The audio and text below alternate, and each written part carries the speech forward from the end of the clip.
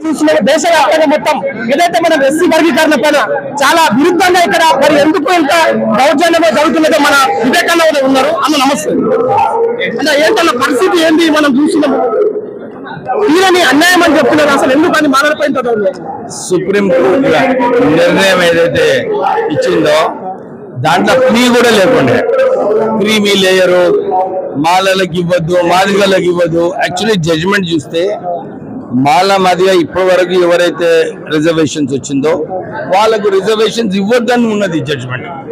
అంటే సరిగా ఎవరు కూడా ఈ జడ్జిమెంట్ సరిగా చదవలేదు. దాన్ని చదువుకోవాలి. ఎందుకంటే 3000 సంవత్సరాల ఏదైతే కుల వివక్ష ఉండేనో అది 70 సంవత్సరాల పోతుంది అనుకుంటే అది తప్పు. ఎందుకంటే ముందుకు వచ్చిన దళితులలో కూడా వాళ్ళపైన ఇప్పుడు కూడా వివక్ష ఉంది. ఆ వివక్ష పోవాలంటే అందరికీ సమానంగా అన్ని చూసుకునే బాధ్యత ఉంది. మాలలందరికీ కూడా వాళ్ళు ఈ రాష్ట్రంలో 30 లక్షల కన్నా ఎక్కువ మాలలు ఉన్నారు.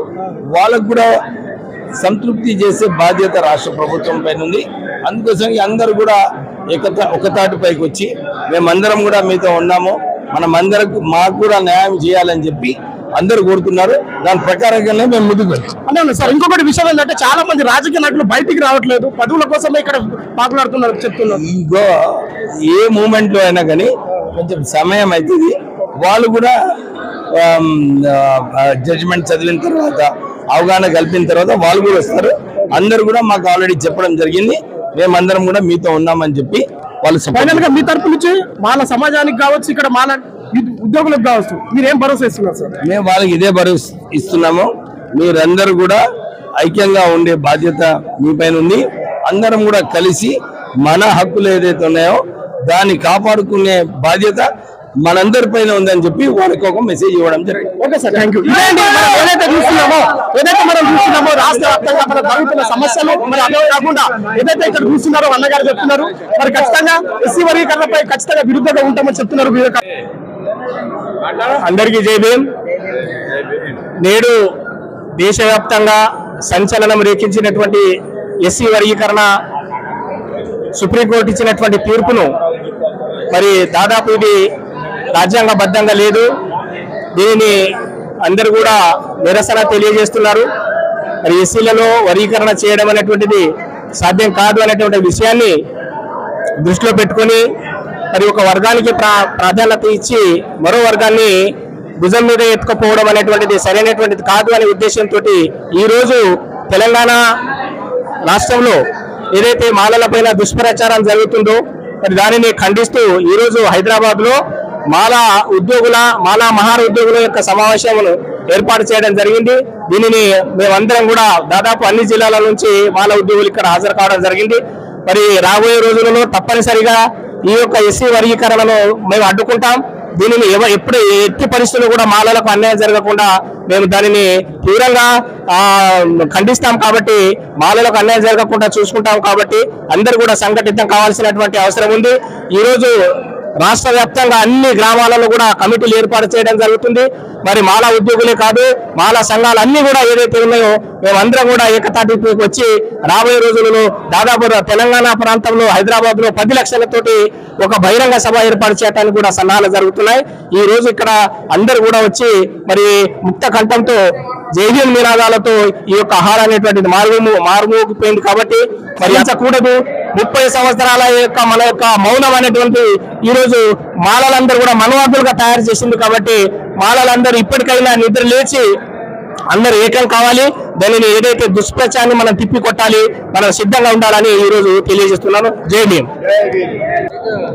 ఈరోజు మాల ఉద్యోగుల సమ్మేళనానికి మేము నిర్మల్ జిల్లా నుండి అధిక సంఖ్యలో రావడం జరిగింది. ఎందుకంటే ఏదైతే ఆగస్టు 1వ తారీఖు రోజున 7 సభ్యుల ధర్మాసనం ఏదైతే ఎస్సీ వర్గీకరణకు అనుగుణంగా ఎస్సీ వర్గీకరణ చేయొచ్చనే సదుద్దేశంతో వర్గీకరణ రాష్ట్రాలకు అప్పచెప్పడం జరిగింది. దీన్ని మేము ఖండిస్తూ రాష్ట్రంలో ఉన్నటువంటి ఎవరైతే మాలలు ఉన్నారో ఆ మాలలందరము ఇది రాజ్యాంగబద్ధంగా లేదు, ఇది రాజ్యాంగానికి అనుగుణంగా లేదు, ఇది మా ఏదైతే ఎస్సీలలో ఉన్నటువంటి క్లాసిఫికేషన్ వర్గీకరణ సరైనటువంటిది కాదు అన్న ఉద్దేశంతో ఈరోజు మందకృష్ణ మాదిగ చేసినటువంటి కుట్ర ఏదైతే ఉందో ఒక రాజకీయ కుట్రగా భావిస్తున్నాం. ఎందుకనంటే అన్నదమ్ముల్లాగా ఉన్నటువంటి మా మాల మాదిగలందరము ఈ రోజు దాన్ని సుప్రీంకోర్టు ద్వారా బీజేపీ ప్రభుత్వం ద్వారా దాన్ని బెంచ్ని వేయించి అది సుప్రీంకోర్టులో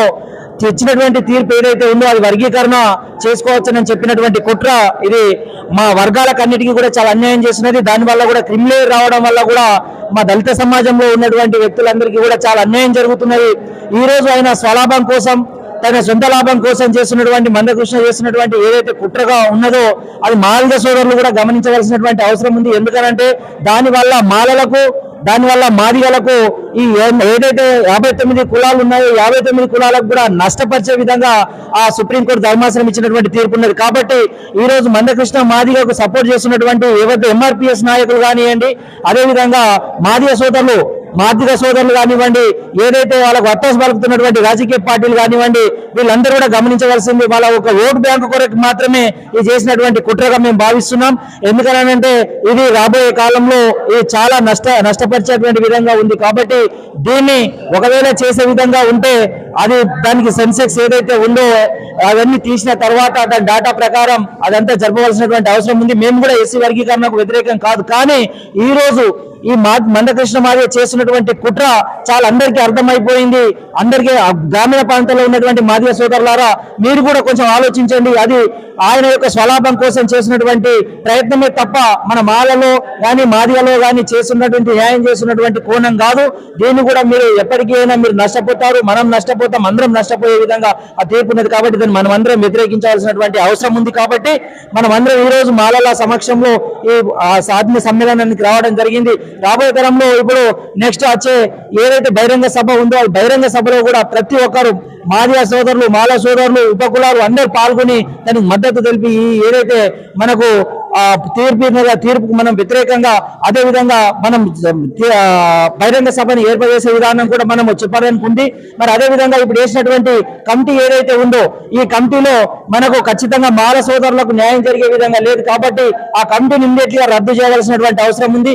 ఎందుకంటే ఒకవేళ చేసినా కూడా ఆ కమిటీలో మాల కులానికి సంబంధించినటువంటి మనకు మంత్రి లేదు కాబట్టి అది అన్యాయం జరిగే ఛాన్సెస్ ఉన్నది. కాబట్టి కమిటీ ఖచ్చితంగా రద్దు చేసి అది ఏదైతే రిటైర్డ్ జడ్జిల సంబంధించినటువంటి కమిటీ వేసి దాన్ని పునఃపరిశీలించాలని కోరుచున్నాం. జై భీమ్, జై తెలంగాణ.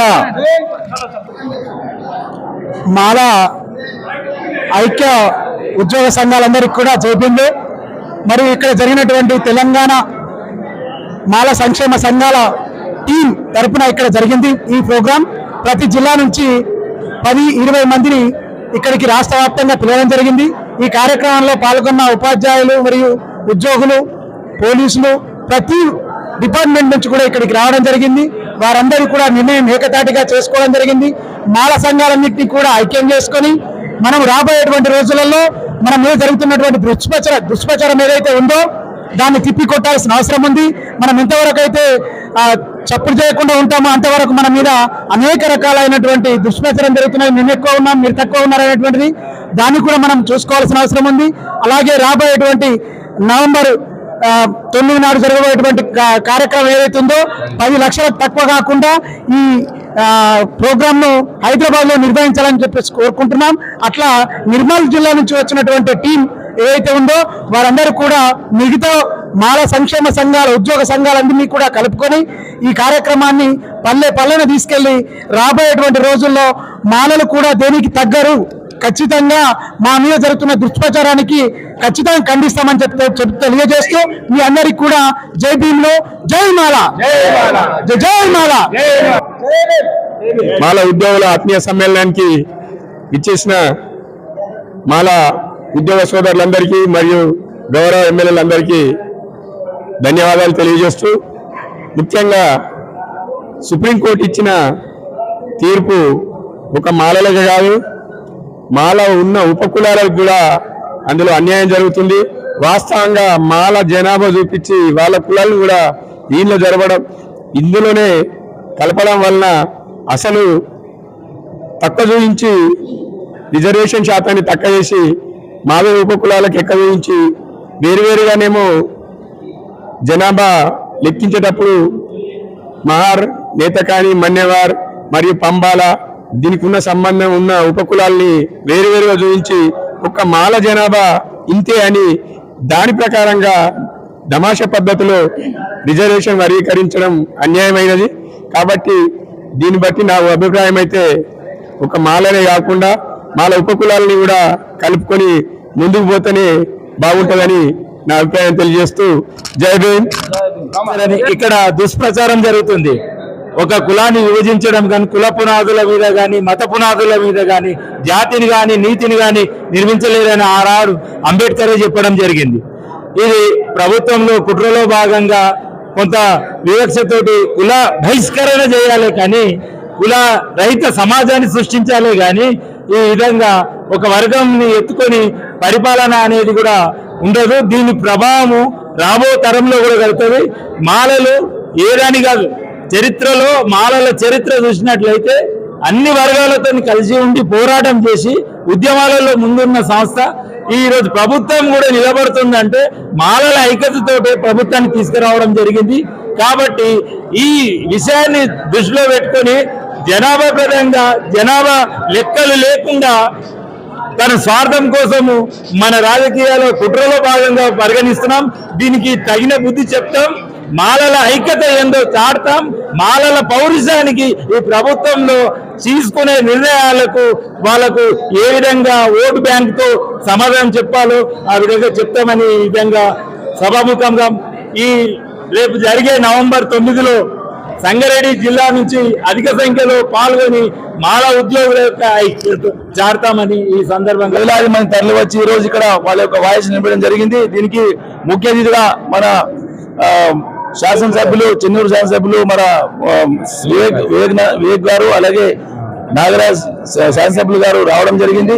మన అనేక మంది ఇక్కడ పాల్గొనడం జరిగింది. తప్పకుండా రాబోయే కాలంలో ఒక 10 లక్షల మందితో ఉద్యోగస్తులు మొత్తం కలిసి ప్రభుత్వానికి మన యొక్క సంఖ్యను తెలియజేస్తామని ఈ సందర్భంగా తెలియజేస్తా ఉన్నాం.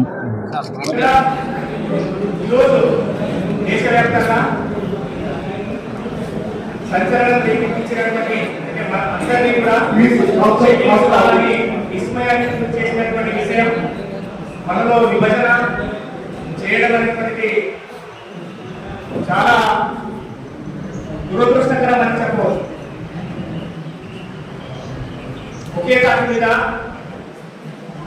ఒక షెడ్యూల్తో ఉన్నటువంటి వర్గాన్ని కొంతమంది తప్పుడు ప్రచారంతో దీన్ని విభజించడం అనేది మనం జీర్ణించుకోలేకపోతున్నాం. అయితే గత ఆగస్టు 1వ తేదీన వచ్చినటువంటి తీర్పుని నిరసిస్తూ సార్ మేము రాష్ట్రంలోనే ముందుగా తెలియజేయడానికి నేను సంతోషిస్తున్నాను. ఎందుకోసం అంటే సుప్రీంకోర్టు తీర్పు రాజ్యాంగ విరుద్ధంగా ఉండేది.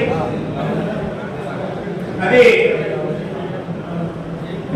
దానిని నిరసిస్తూ దాదాపు మేము 5,000 మంది జనాలతో ర్యాలీ తీయడం జరిగింది. అంతేకాకుండా అక్కడ ఉన్నటువంటి నిర్మల్ జిల్లా టీం అనేటువంటిది తెలంగాణ ఎంప్లాయీస్ అసోసియేషన్ ఆఫ్ మాలా అనేటువంటి దాన్ని మేము ముందే ఏర్పాటు చేస్తున్నాం. మేము అందరి మెంబర్షిప్ కూడా తీసుకోవడం జరుగుతుంది. ఈరోజు ముత్తూరు నియోజకవర్గం నుంచి కూడా రిటైర్డ్ ఉద్యోగులు కూడా ఇక్కడ వచ్చి ఉన్నారు సార్. మీరు అనుమతిస్తే ఒకసారి నిలబడి నుంచి పరిచయం చేయించాలనుకుంటున్నాను. ఒకటే నిమిషం సరే. ఇక్కడ దాదాపు మా బ్యాంక్ ఎంప్లాయీస్ సీనియర్లు సార్ మేము అందరం కూడా అందరూ ఐడియా ఐడియా చేస్తామని. అంతేకాకుండా దాదాపు 5,000 మంది నియోజకవర్గంలోని భారీ నిరసనగా తీసి మీడియా వాళ్ళందరికీ ఇప్పించి మొత్తం నీలి జెండాలతో నిరసన తెలియజేయడం జరిగింది. అంతేకాకుండా ఈ వర్గీకరణ తీర్పుకు వ్యతిరేకంగా గత 11వ తేదీన ఢిల్లీలో ఏర్పాటు చేసినటువంటి వర్గీకరణ వ్యతిరేక సమావేశానికి కూడా మేమందరం కూడా దాదాపు 40 మంది 30 మంది ట్రైన్ ద్వారా 10 మంది ట్రైన్ ద్వారా మేము ఢిల్లీకి పోయి ఆ సమావేశానికి కూడా హాజరై వచ్చాం సార్. ఇప్పటికి కూడా మా నిర్మల్ జిల్లా తప్పనిసరిగా ఇక్కడ ఒకవేళ హైదరాబాద్ లో సమావేశానికి ఏర్పాటు చేస్తే దాదాపు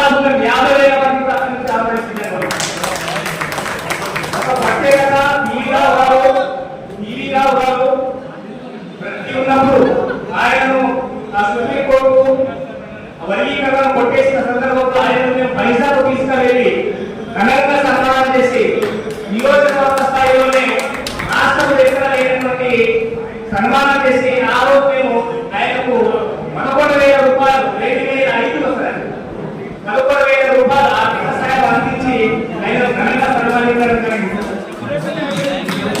నిజంగా మనలో ఇది స్ఫూర్తి అనేటువంటి అందరిలో ఉండాలి. ఈ రోజు నిజంగా మనం సిగ్గుతో తలదించుకునేటట్టు మాట్లాడుతున్నారు చాలా మంది. బాబాసాహెబ్ అంబేద్కర్ అవమానపడుతున్నారు. ఒక అంబేద్కర్ గారి విగ్రహానికి అవమానం జరిగితే దేశవ్యాప్తంగా అందరూ చెలగైపోయారు. ఈ రోజు బాబాసాహెబ్ అంబేద్కర్ గారిని వేదిక మీద ఛానళ్లలో కూడా బాబాసాహెబ్ అంబేద్కర్ ఎవరికి చేశారు, ఆయన బౌద్ధ ధర్మాన్ని ఎవరికి అందించారు, ఆయన ఏదో అవమానపడ్డారట, ఏదో ఏదైనా చేసే విధంగా మాట్లాడితే మన వాళ్ళలో చలనం లేదు. ఆయన లేకపోతే మనం లేవు అనేటువంటి విషయం అందరికీ తెలుసు. కానీ ఇంత అవమానం జరిగినప్పుడు స్పందించకపోవడం అనేటువంటి చాలా విడ్డూరం. ఇక్కడైనా మనం నేర్పలకు పెట్టే రాబోయే రోజుల్లో మనకు మాత్రం పరిస్థితి వాళ్ళ ముందర చేతులతో నిలబడాల్సినటువంటి అవసరం వస్తుంది. కాబట్టి ఇప్పటికైనా మనం అందరం చేయడం కావాలి. ఇప్పటికి ఇంకా చాలా మంది ఉద్యోగులు దాదాపు 500 మంది ఉద్యోగులు ఉన్నారు. ఇంకా స్పందన లేదు సార్. అందరూ స్పందన రావాలి. అందరూ కూడా మెంబర్షిప్ తీసుకోవాలి. మాలాగానే మీరు కూడా 500 కాదు 5,000 కూడా ఇవ్వడానికి కూడా సిద్ధంగా ఉంది. మన వాళ్ళను ఇంకా మనం ఏదో బాగుంటాం. కానీ మాదిగల కంటే కూడా 90% మన వాళ్ళు నడువు పేదరికంలో గ్రామాల్లో మగ్గుతున్నారు సార్. చాలా మగ్గుతున్నారు. మాకు ఎటువంటి ఒక దేశీయానికి పోకుండా ఒక ఉన్నగా బతుకుతున్నారు. తెల్లబట్టలు వేసుకోవడం వల్లనే వీళ్ళు బాగా మంచిగా బతుకుతున్నారని ప్రచారం చేస్తున్నారు. కానీ ఆర్థికంగా అందరికంటే ఏదైతే బతుకుతున్నటువంటి వారు మానవాడే. కాబట్టి రాబోయే రోజుల్లో ఏదైతే గణాంకాలు చేస్తారో ఆ గణాంకాలను కూడా మనం తప్పనిసరిగా మన కులాల వారి కూడా ఎక్కువ జనాభా మనం చూపించాలి.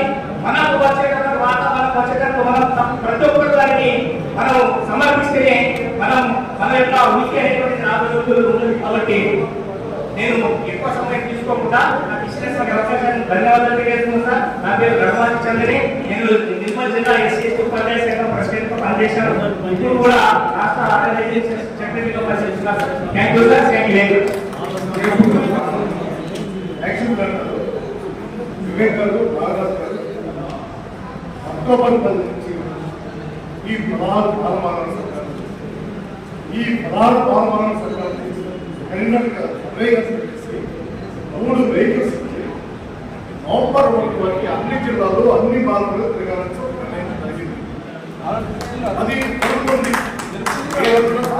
అది స్టార్ట్ 10వ తారీఖు అఫిషియల్గా, ఇప్పుడు మామూలు 10వ తారీఖు నుంచి అఫిషియల్గా అది డిసైడ్ చేస్తే వివేక్ గారు, నాగరాజు గారు, మిగతా ఎమ్మెల్యే అందరూ కలిసి సరే అందరూ పాల్గొనాలని కరీంనగర్ సర్వే గారు ఇది కంపల్సరిగా 10వ తారీఖు నుంచి నవంబర్ మీటింగ్ వరకు ఇది జరుగుతుంది. ఇది కూడా లేదు బహిరంగ సభకి ఏ విధంగా జనాలు తగ్గించాలా అది ప్రోగ్రామ్ చేసుకుంటా అన్ని మాట్లాడుకుంటారు. ఇది ప్రోగ్రామ్ జాగ్రత్త. ఈ ఎంప్లాయీస్ యొక్క పాత్ర ఏంటంటే ఇక్కడ కావాల్సింది వాళ్ళు జరిగే ఇప్పటివరకు అన్ని జిల్లాల కలిపి ఎంప్లాయీస్ ఈ కార్యక్రమంలో ఫస్ట్ టైం ఇది ఫస్ట్ టైం. ఇది కూడా ఈ మీటింగ్ జరగడానికి కారణం వివేక్ గారు, నాగరాజు గారే. అది వాస్తవం. వివేక్ గారు, నాగరాజు గారు మీరు స్టేట్ వైడ్ మీటింగ్ జిల్లాగా ఒక 5 నిమిషాలు మాట్లాడారు. ఇది మెసేజ్ ఇవ్వండి అనేసి వాళ్ళతో మాట్లాడించారు. వాళ్ళు సార్ ఎంప్లాయీస్ బహిరంగ నాలుగు వస్తారు. కానీ వాళ్ళకి ఒక అభయం కావాలి. పొలిటికల్ మేము మీకు ఏ జరిగినా ఎక్కడ ఏ ప్రాబ్లం మేము అది అభయం చేస్తే ఎంత ముందు లోపలికి రెడీ ఆ ఉద్దేశంతో ఇక్కడ మీటింగ్ జరిగింది.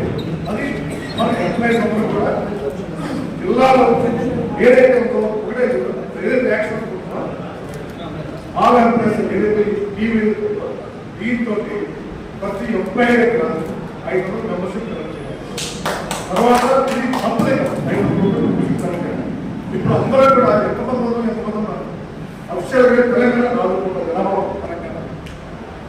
తెలంగాణలో 4 కోట్ల మంది. ఈ 4 కోట్ల 20% తీసుకుంటే 80 లక్షల మంది. ఈ 4 కోట్ల 20% ఎస్సీలు తీసుకుంటే 20 లక్షల మంది. ఈ 80 లక్షల్లో మనం ఏదో మన 50% లేదు, 40% మనం అనుకుంటున్నాం కదా. ఈ 40% సరే 80లో 40%, 32%. 32%లో దరిద్రానికి దరిద్రం 4% ఎంప్లాయీస్. 32%లో 6% ఎంప్లాయీస్ అనుకుంటే ఎంతమంది అంటే 1,25,000 మంది. 1,20,000 అనే కనీసం మనం 1,00,000 మందికి డెవలప్మెంట్ చేస్తుంటే నవంబర్ 10వ బహిరంగ సభకి బహిరంగ సభకి అసలు మారలేదు. ఈ మారలేకపోయినా ఎవరు ఏ మనమే కానీ ఈ 10వ తారీఖు ఖర్చు మొత్తం కూడా వివేకాలు నాగరాజు ఇది యాక్షన్ ఇది అవుతుంది. ఇందులో భాగంగా నేను అందుకోసం చాలా 5 పాయింట్లు ఎజెండా పెట్టుకున్నాను. ఈ ఎంప్లాయీస్ ఒకటి, టీమ్ ఒకటి, మెంబర్షిప్ ఒకటి, తర్వాత ఈ నవంబర్ 10వ తారీఖు దానికి మనం ఏం చేయాలి, జిల్లాలో ఎలా ఉండాలి, దానికోసం ప్రతి జిల్లాలో పాలనాయకులు కూడా ఎంప్లాయీస్, ఎందుకంటే ఎంప్లాయీస్ అంటే ప్రతిసారి సర్వే మీటింగ్ పెట్టి నేను కూడా పోతున్నాను. నాయకులందరూ కూడా బాగా ఎంప్లాయీస్ అసలు కోఆపరేటివ్ బాగా ఎంప్లాయీస్ బయట వస్తే బ్రహ్మాండ బాగా ఎంప్లాయీస్ కోర్టు అనేసి ప్రతిసారి మాట అన్నప్పుడు చాలా ఆల్రెడీ మొదటి మీటింగ్లో D6 ఆ మాటకు నేను సార్ మీకు ఎవరైనా సరే ఎంప్లాయీస్ కాంట్రిబ్యూషన్ లేకపోతే బయట అందులో ఆగారు. ఇప్పుడు కూడా ఏ 16 బాల సంఘాలు ఉన్నా కానీ 16 బాల సంఘాలకి అందరూ ఏ జిల్లాలో ఎవరైతే కట్టుకోవాలి ప్రతి ఒక్కరు సహాయం చేస్తాం. సహాయం చేయకుండా ఇప్పుడు ఒక యూనిటీగా వాళ్ళ యూనిట్ చేసి మన యూనిటీగా ఉండి అమౌంట్ ఇన్వెస్ట్మెంట్ చేస్తే వాళ్ళ యొక్క ప్రదర్శన, వాళ్ళ యొక్క బలుసు, వాళ్ళ యొక్క బలంతో కూడా మంత్రులు వస్తారు. నెక్స్ట్ టైంలో వాళ్ళిద్దరూ మేమున్నాం అని ముందుకు వచ్చారు కాబట్టి వాళ్ళని ఇంకా వాళ్ళిద్దరే కాకుండా ఇంకా మిగతా వాళ్ళు మన ఏదైతే ఉన్నారో నాయకులు వాళ్ళందరినీ కూడా బయటకు తీసుకొచ్చే ప్రయత్నం మనం చేయాలంటే మనం గా ఉండి మనం చేయాలి. మనకు టీం తరఫున కూడా అన్ని జిల్లాలలో బాడీలు ఉన్నాయి. నేను అందరితో మాట్లాడతాం. ఖచ్చితంగా మనం కార్యక్రమాలను నెక్స్ట్ ఏం ఉన్నదో నేను ఇన్ఫర్మేషన్ ఇస్తా. సార్ వాళ్ళతో మాట్లాడి మన నెక్స్ట్ జరగబోయే కార్యక్రమాలు ఏమన్నా కూడా వివేక్ సార్, నాగరాజు సార్ వాళ్ళ గైడెన్స్ తీసుకొని వాళ్ళు ఇచ్చిన షెడ్యూల్ మీ అందరికి అన్ని జిల్లాలో ఉన్న అందరికి కూడా తెలియజేస్తుంది. మనం ఫస్ట్ చేయాల్సింది ఏంటంటే ఇక్కడ బయట తర్వాత మీకు ఎవరైతే జిల్లాలలో ఉన్న ఎంప్లాయీని ఐడెంటిఫై చేయండి, నాకు ఇవ్వండి. మనకు టీం తరఫున కూడా 33 జిల్లాలకు 33 వాట్సాప్ గ్రూపులు పెట్టి మనం రన్ చేస్తున్నాం. వాటిని వాట్సాప్ గ్రూపులలో జాయిన్ చేసుకున్నాం. ఫస్ట్ మీటింగ్ పెట్టుకోవడానికి అలా జాయిన్ చేసుకున్నాం. జాయిన్ చేసుకున్న తర్వాత సార్ చెప్పినప్పుడు 500 రూపాయల సబ్జెక్ట్ తీసుకొని మనం ముందుకు పోదాం. దయచేసి మీరు చేయాల్సిన పని మనలో ఎక్కడైతే ఉన్నారో మీ డిస్ట్రిక్ట్లో ఎందుకంటే ఎట్లా చేయాలంటే చాలా మంది అనుకుంటారు పోయి కలెక్ట్ చేద్దామా ఇట్లా. మన ఫ్యామిలీ ఫస్ట్, మన ఫ్యామిలీలో ఎంతమంది ఎంప్లాయీస్ ఉన్నారు అట్లా లెక్క తీసుకోండి. నేనున్నా నా చుట్టాల రిలేషన్లో ఎవరిలో ఉంటారు వాళ్ళందరినీ తీసుకొచ్చి ఆ వాట్సాప్లో జాయిన్ చేయడం స్టార్ట్ చేయండి. అట్లయితే మనం మేము అన్నీ చేసినాం. ఈరోజు కరీంనగర్ శ్రీనివాసం మేము స్టార్ట్ చేసి నాగరాజు సార్ డైరెక్టర్ స్టార్ట్ చేసిన ఇది ఈరోజు 5,000 మంది జిల్లాలో నాకు తెలిసి మాలాల లాంటి సంబంధించిన టీం లేనే లేదు. 5 సంవత్సరాల అందరినీ బాగా చేసినాయి. మీటింగ్ చేస్తే ఈరోజు ఆ కళ మంది కనబడుతుంది. శ్రీనివాస సార్ మేము అందరూ కష్టపడేది ఈరోజు కనబడుతుంది. కాబట్టి మీకు ఇంకా ఇప్పుడు మనకు బాబా సార్, సర్వే సార్ వీళ్ళందరూ కూడా మనతో ఉంటారు. ఇంకా వీళ్ళతో మనకి ఇంకా కొంచెం స్ట్రెంత్ పెరిగింది. కాబట్టి మన ముందు ఇంకా చాలా పొద్దున మార్నింగ్ చెప్పి లేదు సార్ మన భుజాల మీద చాలా పెద్ద బాధ్యత పెట్టిపోయింది. దయచేసి ఆ బాధ్యతను నిర్వర్తించడం కోసం ఈ క్షణం పూర్తి బాధ్యత అంటే భుజాల మీద మోసుకోవడానికి రెడీగా ఉండి మోయాల్సిన ఈ సందర్భంగా మీ అందరినీ పేరు పేరున నేను రిక్వెస్ట్ చేస్తున్నా. ఎందుకంటే టైం చాలా తక్కువ మాట్లాడాల్సిన వాళ్ళు ఉన్నారు.